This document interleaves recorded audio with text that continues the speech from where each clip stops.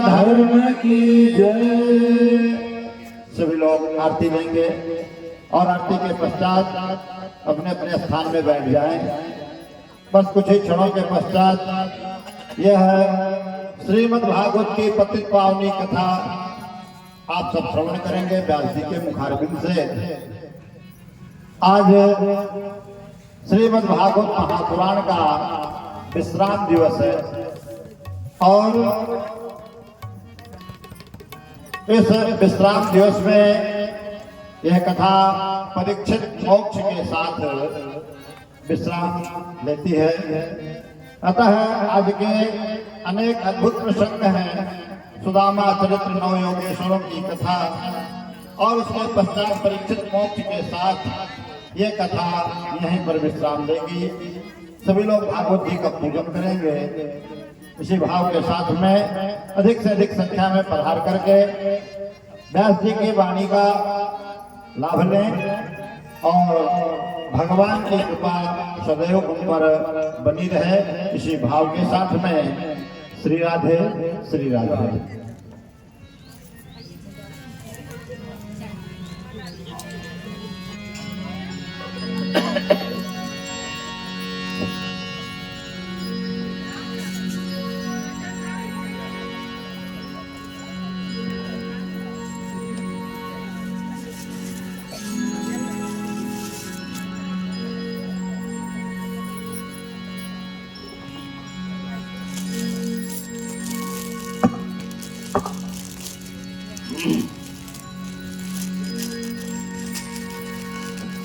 हरि ओम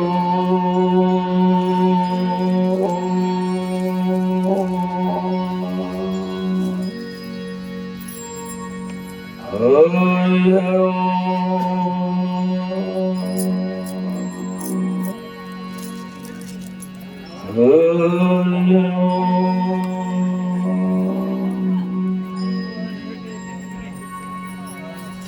अखंड मंडलाकारं व्याप्तमेन चराचरं तत्पदं दर्शितं येन तस्मै श्री गुरुवे नमः। सद्गुरु भगवान की जय। गजाननं भूतगणाधिसेवितं कपित्तजम्बूफलचारुभक्षणम् उमासुतं शोकविनाशकारकम् नमामि विघ्नेश्वरपादपङ्कजम्। वक्रतुण्डमहाकाय सूर्यकोटिसमप्रभा निर्विघ्नं कुरु मे देव सर्वकार्येषु सर्वदा। ओम गम गणपतये नमः। या कुन्देन्दुसारहारधवला या दुर्वृत्ताविता या वीणावरदण्डमण्डितकरा या केतपद्मार्जुन या ब्रह्माच्युतशङ्कर प्रभृतिर्वि देवैः सदा वन्दिता। श्यामां पातु सरस्वती भगवती निषेधजाड्यापः। ओम ऐं वाग्देवी विद्महे कामराजाय धीमहि तन्नो देवी प्रचोदयात्। ओम ह्रीं ऐं ह्रीं ओम तत्सत्यै नमः। प्रणमो पवन कुमार कलवन पावक ज्ञान गण जात हृदय आधार बसहि राम चरिता पदर। अतुलित बलधामं हेम शैलावदेयं धनुजवनकृशानुं ज्ञानिनां गण्यं सकल गुण निधानं वानरामधीशं रघुपति प्रिय भक्तम वात जातम नमामि। ओम नमो भगवते आंजनेय महाबलाय स्वाहा। ओम हनुमते नमः। ओम सर्वमंगल मांगल्ये शिवे सर्वार्थ साधिके शरण्ये त्र्यंबके गौरी नारायणी नमोस्तुते। या देवी सर्वभूतेषु बुद्धिरूपेण संस्थिता।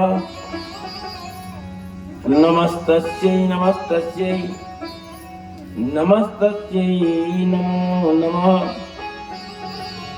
वंदे देव उमापतिं सुरगुरुं वंदे जगत्कारणं वंदे पन्नगभूषणं मृगधरं वंदे पशूनां पतिं वंदे सूर्यशां मलिननयनं वंदे मुकुन्दप्रियं वंदे भक्तजनाकरं प्रवर्धं वंदे शिवं शंकरम्। ओम त्र्यंबकं यजामहे सुगंधिं पुष्टिवर्धनम् उर्वारुकमिव बन्धनान् मृत्योर्मुक्ष्यमामृतात्। सच्चिदानन्दरूपाय विश्वोत्पत्त्यादिहेतवे तापत्रय विनाशाय श्रीकृष्णाय वयं नमः। कृष्णाय वासुदेवाय देवकी नंदनाय च नंदगोपकुमाराय गोविंदाय नमो नमः। कृष्णाय वासुदेवाय हरे परमात्मने प्रणतक्लेशनाशाय गोविंदाय नमो नमः। वसुदेवसुतं देवं कंसचाणूरमर्दनं देवकी परमानन्दं कृष्णं वन्दे जगद्गुरुं। कृष्णं नारायणं वन्दे कृष्णं वन्दे प्रसादं कृष्णं द्वैपायनं वन्दे कृष्णं वन्दे व्रजप्रियं। कस्तूरितिलकं ललाटपटले वक्षस्थले कौस्तुभं नासाग्रवर्मौक्तिकं करतले वेणुकरे कंकणं शर्वांगे हरिचन्दनं सुललितं कंठे मुकुतावलीय गोपस्त्री परिवेशितो गोपालचूडामणि। सच्चिदानन्दरूपाय विश्वोत्पत्त्यादिहेतवे तापत्रय विनाशाय श्रीकृष्णाय वयं नमः। नारायणं नमस्कृत्य नरं चैव नरोत्तमं देवी सरस्वती व्यासं ततो जयमुदीरयेत्। राधा मेरी स्वामिनी मैं राधे का दास जन्म जन्म मोहि दीजिए श्री वृंदावनवास। राधा नो बाधारो कृष्ण करो हो कल्याण युगल छवि दर्शन करूं। जय जय जय श्री भगवान प्रेम तुलिबाल मुकुंद भगवान की जय। जगत जननी दुर्गा मैया की जय। जगत गुरु शंकर भगवान की जय। श्री हनुमत लाल जी महाराज की जय। संध्या माता गायत्री की जय। श्री सुखदेव जी भगवान की जय। श्री व्यास जी भगवान की जय। श्रीमद्भागवत महापुराण की जय। वृंदावन बिहारी लाल की जय। नमः पार्वती पदे हर हर महादेव। आइए कथा श्रवण के पूर्व मन और वाणी की पवित्रता के लिए कुछ क्षण के लिए भगवत नाम संकीर्तन करें। तत्प्रसाद आज तो जो 57 दिवस की जो कथा है उसका अवगाहन नाम लेंगे। वृंदावन बिहारी लाल की जय। अधरम मधुरम वदनम मधुरम नयनम मधुरम हसितम मधुरम। मधुरम वदनम मधुरम हसितम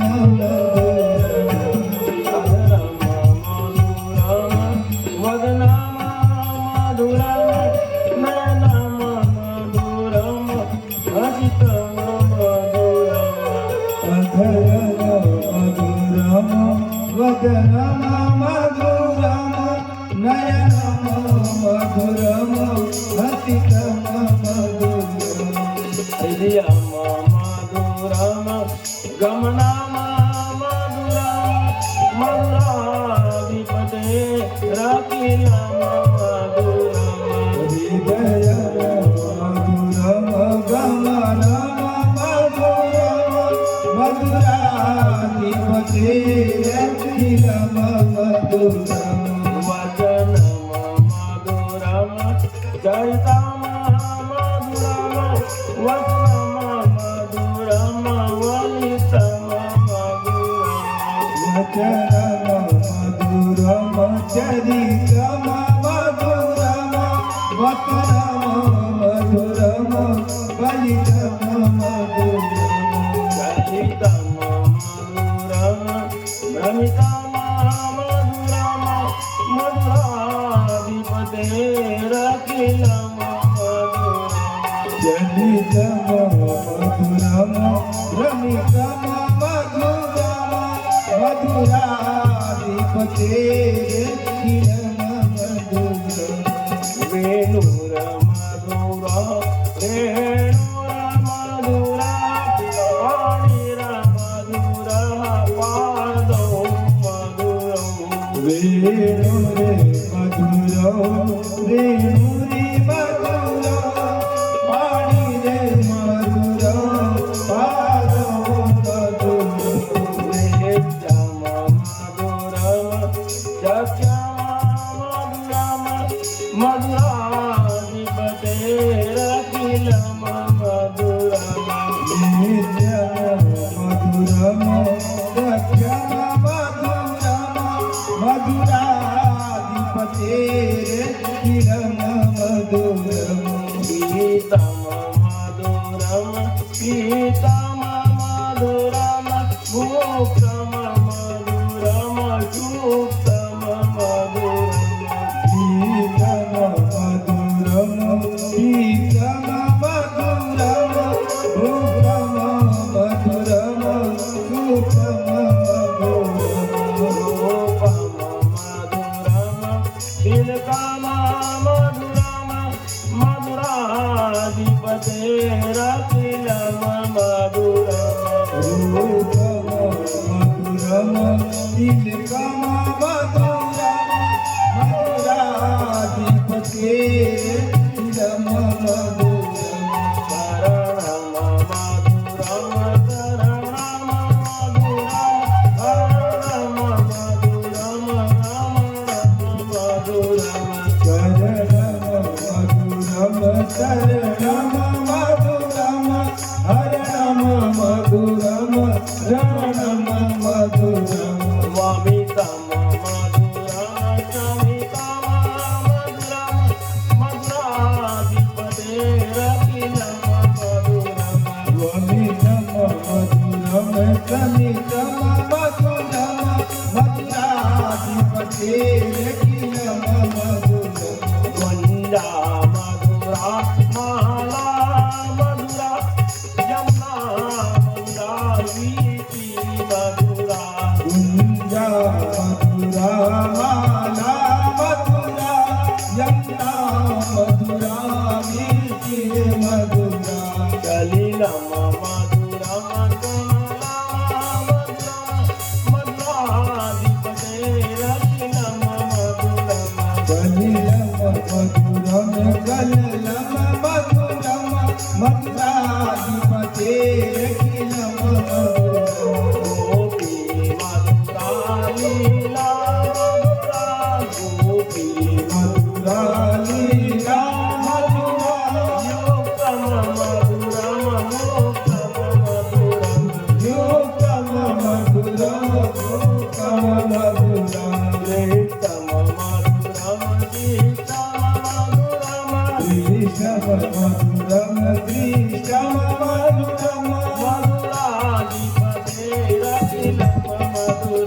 मधुराधिपते रखिलम मधुरम गोपा मधुरा गायो मधुरा जय श्री मधुरा श्री मधुरा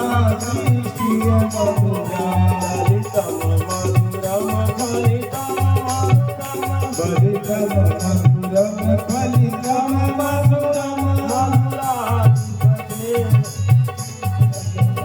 मधुराधिपते रखिलम मधुरम मधुराधिपते रखिलम परम श्रद्धे इस भागवत महापुराण के आयोजक परम साधुवाद के पात्र श्री देशमुख जी, शंगनी बहन, धर्मानुरागी भाइयों, आज इस भागवत महापुराण का जो संकल्पित कथा का आज विराम दिवस है और इसमें हम जब जो समय मिला हम सबको उनका हम अधिक से अधिक इस ज्ञान यज्ञ से ज्ञान की प्राप्ति कर अपने जन्म जीवन अमृत्यु की गति को जो है सुगम सहज सरल बनाए। नैमी सारणी तीर्थ पर सूत जी महाराज सौनक आदि 88,000 ऋषियों को और सुखदेव भगवान जो है गंगा के तट पर महाराज परीक्षित को भागवत की 7वीं दिवस की कथा का अवगाहन लाभ ले रहे हैं। सुखदेव भगवान कहते हैं, राजन एक बात बता बोले, जब आज से आप 7वें दिन आए थे पहले, तो उस समय आपकी गति क्या थी और आज आपका मन कैसा है? परीक्षित जी बोले, भगवान जब मैं आया तो हमको मेरे को मौत का भय था, डर था। मेरे आंख के सामने केवल मौत दिखता था, लेकिन जैसे जैसे आपके इस मधुर वाणी से उस मधुराधिपति का कथा का अवगाहन लाभ ले रहा हूं, मेरी व्यथा दूर हो गई, पीड़ा दूर हो गई, भय मुक्त हो गया। अब तो ऐसे लगता है कि मौत सामने भी रहे तो मैं आनंदित होकर के उनके साथ जाऊं। अब ना जीवन का भय, न धन का मोह, न पुत्र का मोह, न मृत्यु से डर। और इस कथा में हमने कल भगवान के जो विभिन्न विवाह है उनकी चर्चा किया। भगवान के 16,108 उनकी रानियां थी, जिसमें 8 पटरानी, रुक्मणी, जाम्बवती, सत्यभामा, मृत्युविंदा, लक्ष्मणा, भद्रा आदि, और 16,108 रानियां। और हम सब क्या है? हम सबके पति कौन है? जगतपति भगवान आनंद कंद कृष्ण प्रेमी महाराज। सुखदेव भगवान कहते हैं कि जब जब जीव हम संसार को अपना समझते हैं और उस मोहों से जब जाते हैं तो हमारा दुख का निर्माण होता है। और जैसे जैसे सुख को त्यागते हैं, यहाँ की वैभवता का त्याग करते हैं, तो हमारा दुख धीरे धीरे समाप्त हो जाता है और सुख और दुख में कोई अंतर नहीं। हमने कई बार चर्चा किया कि सुख और दुख जीवन का जो है रात दिन का है, दिन के बाद रात्रि आती है। इस संसार सुख और दुख है, दोनों बराबर हैं। हम विगत में केवल ज्ञान था, भगवान के भक्ति का कथा किया। आज 7वें दिवस में विरक्ति अर्थात वैराग्य की कथा की ओर अनुसार बढ़ेंगे। सुखदेव कहते हैं कि एक समय की बात है, कि भगवान के जो पुत्र हैं सांब, प्रद्युम्न, अनिरुद्ध, सभी एक बार घूमते घूमते टहलते टहलते एक उपवन में पहुंच गए। वहां देखे कि बहुत ही बड़ा एक कुआं है। उस कुएं के अंदर उनको प्यास लगी और पानी पीने के लिए उन तक पहुंचे। सांब, प्रद्युम्न, नाना प्रकार भगवान की 56 करोड़ और हम सब किसके लिए बाहर हैं? भगवान कृष्ण के बाहर हैं। कृष्ण मधुर है, मधुर है, और राम थोड़े से खारे है ना, दोनों में थोड़ी डाल है। भगवान राम का नाम ने सहजता से नाम हो सकते हैं, लेकिन उनका जीवन कठिन है। वो उनका जो आचरण है वो हमारे लिए बहुत कठिन है। इसलिए भगवान राम की जो कथा है हमको मर्यादा सिखाता है। इसलिए भगवान को मर्यादा पुरुषोत्तम राम कहते हैं। तो धर्मयुग के प्रवर्तक थे। और जब भगवान राम जो है जब कृष्णा अवतार पे जब आए तो उनकी जो जीवन लीला है बहुत सहज लगता है। वो अनुकरणीय है। भगवान राम का जो जीवन है, उनकी जो कथा है अनुकरणीय है। उनको जीवन में आचरण में लाना चाहिए। और भगवान कृष्ण की कथा श्रवणीय है, क्यों सुनना चाहिए। उनको आचरण में नहीं ला जा सकता। हमको जितना सहज लगता है भगवान की कथा बड़ा मजा आ रहा है, मजा नहीं आता। कथा में मजा आता ही नहीं, बिल्कुल कथा में आनंद आता है। मजा वहां आता है कि एंजॉय करने गए, फिल्म देखने जाते हो आप लोग, टीवी देखते हो, भोजन में बड़ा भोजन मजेदार बना था। लेकिन भगवान की कथा जो निश्चित तौर पे आप सबसे मैं कहूंगा बार बार कि हम कथा को सुने और उस कथा में ज्ञान तत्व को निकालें। जो वेदांत का जो ज्ञान है उस वेदांत के ज्ञान को भगवान जो है इस भागवत महापुराण में हम सबको परोसा है। इसलिए इसको हम आज सप्तम दिवस में जितनी कथाएं हैं उसको थोड़ा थोड़ा चर्चा करते हुए आगे बढ़ेंगे, ताकि हम उनको कथा का जो है ना कैसे भ्रमित ना हो। तो भगवान कृष्ण जो है उनका जीवन अनुकरणीय नहीं, केवल श्रवणीय है। और उसमें केवल ज्ञान तत्व को खोजे। इसमें कहां पर ज्ञान है? हमने प्रथम दिन चर्चा किया था श्रीमद् भागवत जी का प्रथम श्लोक क्या है? सच्चिदानंद रूपाय विश्वोत्पत्त्यादि हेतवे तापत्रय विनाशाय श्री कृष्णाय वयं नमः। संसार में हम सब हैं, सुने ना, विचार भी करें। ये लोग बैठे हुए हैं सब, और आप लोग से निवेदन है हमारा कि घर में आप रोज कोई भी ग्रंथ का स्वाध्याय करें। अपने कर्मों से, अपने कामों से समय निकाल कर किसी भी धर्म ग्रंथों की, गीता को पढ़िए, रामचरितमानस को पढ़िए, भागवत को पढ़िए, जो भी धर्म ग्रंथ आपके पास है उसको पढ़िए। आप ऐसी पढ़िए बगैर ज्ञान के, बगैर भक्ति के, बगैर मन न हो तभी पढ़िए आप। जैसे कई बार हम बगैर मन के भोजन करते हैं, रात का समय है, भोजन करने का मन नहीं है, लेकिन बगैर भोजन का रात में नींद नहीं आती। मेरे को तो नहीं आती, क्योंकि यह जो कलयुग है यह अन्नमय है।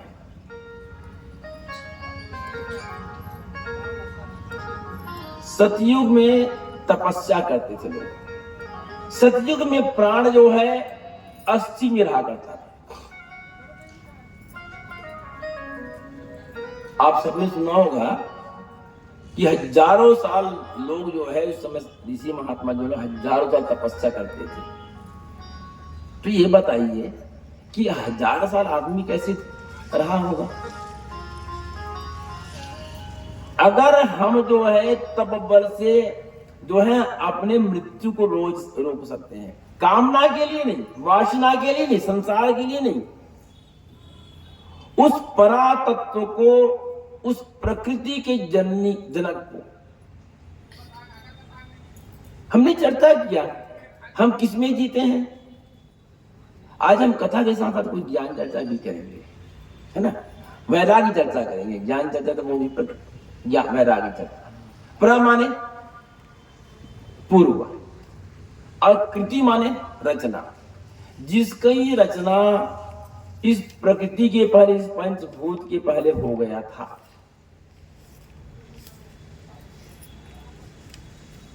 तो उसके जनक कौन है?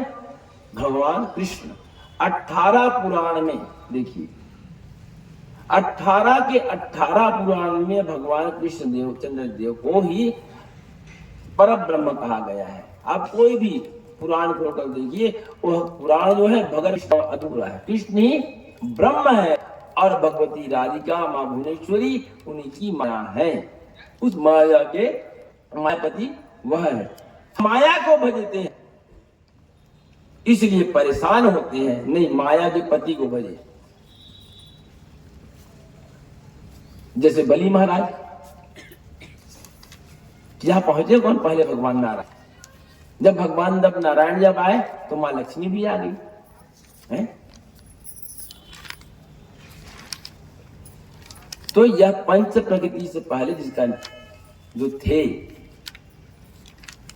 उसी को सत चित आनंद, जो आज भी है, पहले भी थे, आने वाले समय में भी रहेंगे, उस सत चित जो हमेशा मन में बसा रहता है, जिसका चित्त में हमेशा आनंद बसा रहता है। भगवान कृष्ण जब गोपियों को, जब देखिए मन में सांसारिक जब गए, उनकी कामनाएं जब आई है, भगवान ने क्या किया? महारस। तो जितने आनंद भगवान, जितने आनंद भगवान के समय थे, आज भी भगवान कृष्ण इतने आनंद है और कल भी है। क्योंकि आनंद का तो आपको तीनों शब्द नहीं मिलेगा, उल्टा शब्द नहीं मिलेगा। आनंद का उल्टा शब्द है नहीं। आनंद ऐसा है जिसमें न सुख है न दुख है, मजा है। उसमें केवल ऐसा आनंद है जिसको केवल अनुभव किया जा सकता है। हम कथा सुन गए, बड़ा आनंद आया भाई। अब कैसे आनंद आया? वो सुनने वाला उस आनंद का जो उल्लेख नहीं कर सकता कि आनंद कैसे आया। लेकिन भोजन करके जब जाएंगे, भोजन कैसा, तो वो बड़ा स्वादिष्ट बना था आज का खीर। हम व्यंजन की चर्चा कर सकते हैं, संसार की चर्चा कर सकते हैं, सुख की भी चर्चा कर सकते हैं, दुख की भी चर्चा कर सकते हैं, लेकिन आनंद को जो है उसको भाषित नहीं किया जा सकता, उसको लिखा नहीं जाता। उसी प्रकार उस परमानंद का जो शक्ति है इसमें आत्मा के रूप में विराजमान है। हम शरीर के बारे में लिख सकते हैं कि दो आंख का, दुबला है, पतला है, काला है, मोटा है, गोरा है, हाँ? हाथ ऐसे हैं, पैर ऐसे हैं, आंख ऐसी है, कान ऐसी है। लेकिन एक बताइए आप सब, इस शरीर किसके बल पर चल रहा है? आत्मा के बल पर। आत्मा है तो शरीर है। और हमने एक चर्चा और किया था कि शरीर के 3 भाग हैं। शरीर 3 जब दिखते हैं, स्थूल देह जो हमको दिखता है, जिसे हम संसार में भोगते हैं। लेकिन इस देह में क्या है? विकार है। माने इस देह का जो है एक समय के बाद धीरे धीरे धीरे जन्म से होते ही क्षरण होना प्रारंभ हो जाता है। जन्म लेते तो बहुत कोमल रहते हैं, फिर बड़े ही तो थोड़ा हाथ पैर में थोड़ा सा कोमलता खत्म हो जाता है, फिर बड़े और एक समय के बाद शरीर जो जीर्ण हो जाता है। तो स्थूल देह। आत्मा को आपके कर्म से, सुख दुख से कोई लेना देना नहीं, केवल वो सवार पर बैठा है, हमारे कर्मों का साक्षीभूत आत्मा है, भरत भैया। और इसके अंदर क्या है? जीवात्मा। हमने इस पर भी बहुत सारी बातें की कि जीवात्मा, जीव मन जहां पर अटक जाता है, केंद्रित हो जाता है, सेंट्रलाइज हो जाता है, वही जीवात्मा है। अब देखिए थोड़ी और चर्चा कर रहे हैं। कभी कभी कोई व्यक्ति कोमा में पहुंच जाता है ना। कोमा में पहुंचने के बाद डॉक्टर ये बोलते हैं कि इसकी मृत्यु नहीं हुई है। कोमा में पहुंचा है, तो उनका ज्ञान शून्य हो जाता है। ऐसे व्यक्ति का ज्ञान जो है शून्य हो जाता है। उसको काटा जाए, छेदा जाए, किसी प्रकार का तकलीफ दिया जाए, उनको आसान नहीं होता। उसी प्रकार जीवात्मा जो है जहां पर जाकर के सेंट्रलाइज होता है वही जीवात्मा है, और उसको हम सांग भाव में उसको ज्ञान कहते हैं। ज्ञान जाकर हमारा सेंट्रलाइज होता है। तो भगवान कृष्ण का चिंतन करने से, पढ़ने से पहले पढ़ें, धीरे धीरे आपको भक्ति प्राप्त होगी, ज्ञान प्राप्त होगा, फिर आप संसार में रहते हुए विरक्त हो सकते हैं, व्यक्त हो जाएंगे, और होना भी चाहिए। और नहीं हो गए तो शरीर का धर्म है आपको संसार से स्वतः विरक्त करा देगा। लेकिन जैसे जैसे मैंने चर्चा किया कि 50 वर्ष के बाद शरीर में क्षरण होना शुरू हो जाता है, हम वृद्ध हो जाते हैं, शरीर जीर्ण हो जा रहा है, खाट में हम पड़े रहते हैं बिल्कुल मौत को देखते हुए। लेकिन कोई पूछे क्या चाहते हो भैया, बस 2 दिनों की लेता हूं, देख मैं 2 दिन और जी लेता। भैया 2 दिन में क्या कर लोगे? ना शरीर उठ सकता, ना भोजन कर सकता, ना कोई काम कर सकता। हा? ये मन की लालसा है। हम संसार को छोड़ना नहीं चाहते, संसार अभी तो हमको छोड़ता जा भैया, अभी शरीर कोई काम का नहीं है।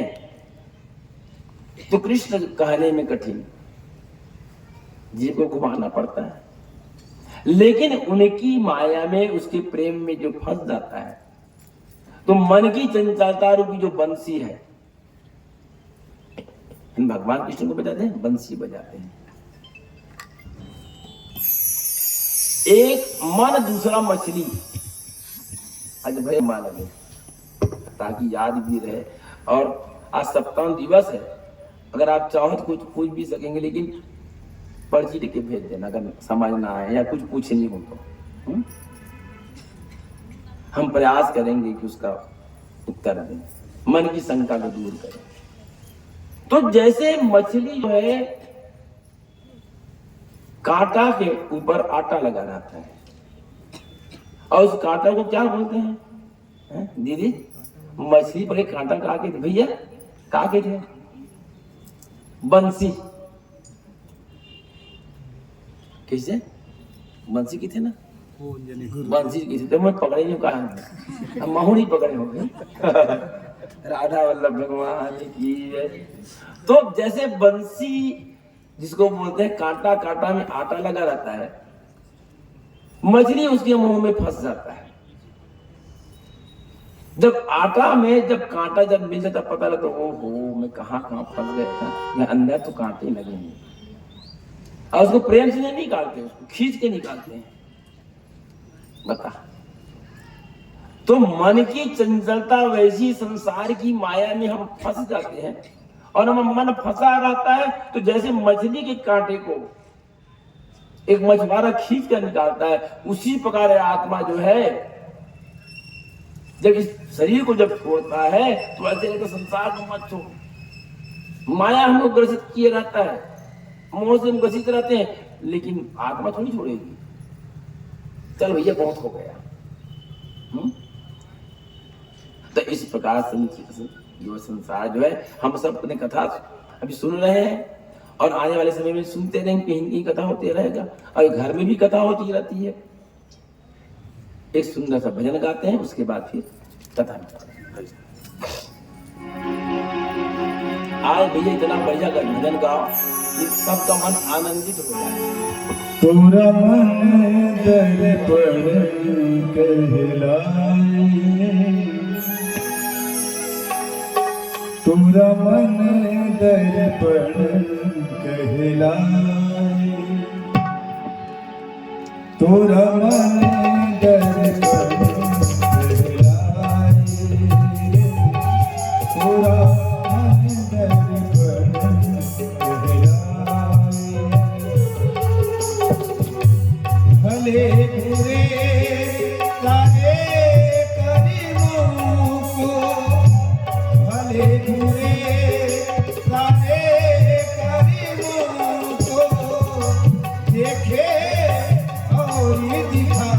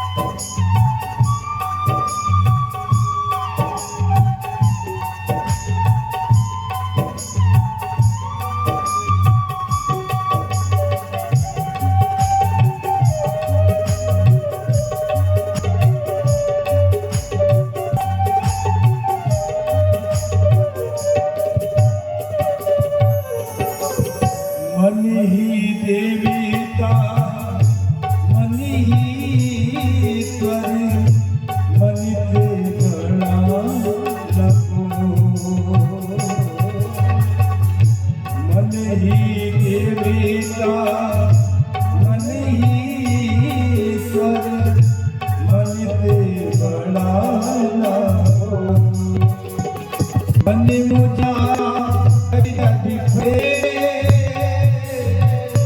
बने मुझिया जब जग फैले जगी मुझियारा हो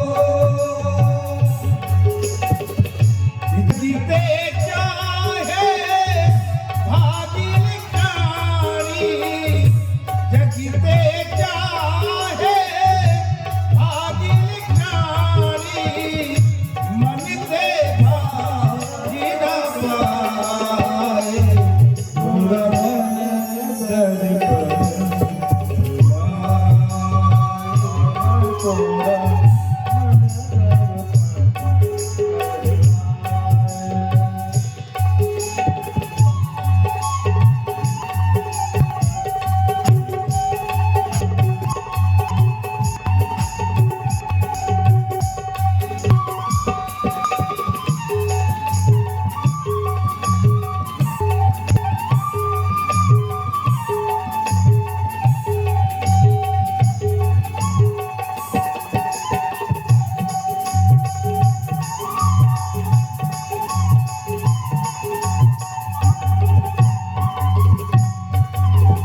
दुख की कलियां दुख के कांटे मन का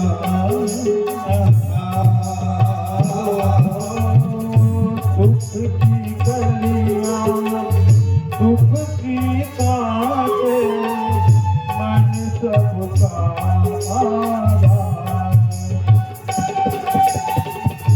दुख की कलियां दुख के कांटे मन कदिका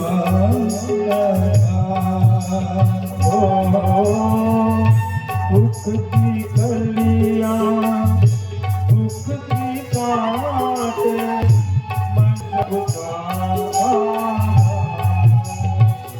मन पे कोई बाकी छिपे ना ते कोई बात छिपेरा मन के में आजा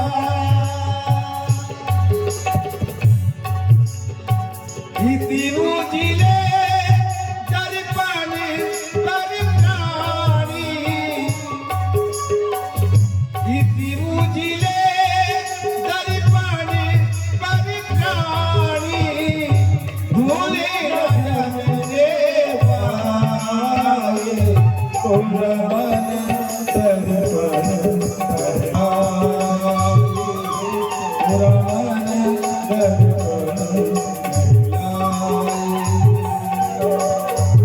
भले बुरे सारे करीबों को भले बुरे सारे करीबों को देखे और दिखाए और मन दर्पण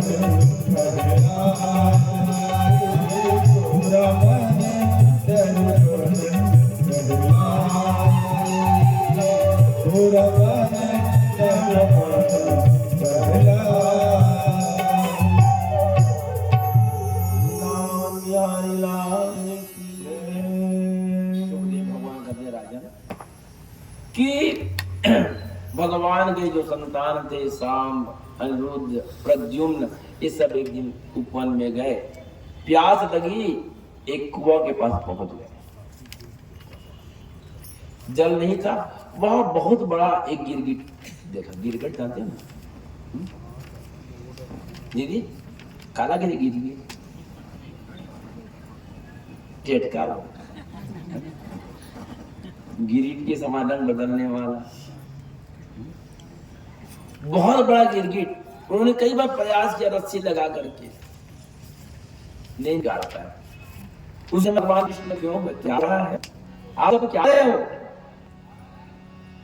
तो पिताजी कोई पिता कोई दादा है भगवान का जो वंशज जो है 56 करोड़ था हम कल चर्चा किए थे 16,108 रानी जिसमें 8 मुख्य पटरानी और भगवान का जो महल था, द्वारिकाधीश का जो महल था, प्रत्येक के लिए एक एक कक्ष बना था, 16,108।